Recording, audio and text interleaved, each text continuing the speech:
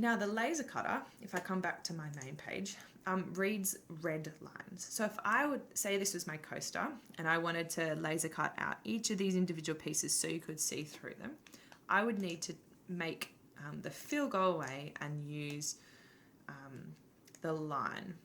So I'm going to select, hold Shift and deselect that. I am going to change my fill and my stroke. So the fill is the center color, and I'm going to click, I'm going to click on it, and then I'm going to click none. And then my outline, which is also called stroke in Illustrator, I'm going to change to red. Red's our cutting color. And you can see here that I've used red 255, green is 0, and blue is 0. That's pure red, that's what we call. Great, so I've got my item ready to go. Now, if you come back to this page, I have made a little key, and table ready for us up here. Now this is really important. If we want to cut things out, the laser cutter needs to have the color of the stroke to be red 255, blue 0, and green 0. So that's something like this example here.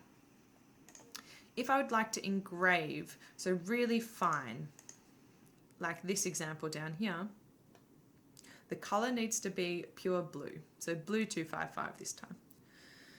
And if we would like to raster it, so etch it into the surface, like this example down here or up here, we want it to be pure black, which is 0 red, 0 blue, and 0 green. So coming over, we can change, I've set that color up nicely. The last thing the laser cutter needs is, if you want to cut something out, the stroke actually needs to have the thickness of 0.001. Okay, that should have made it all 0.001.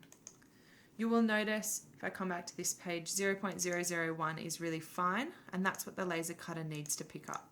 Same for the engrave down here. It's not letting me select it. There we go.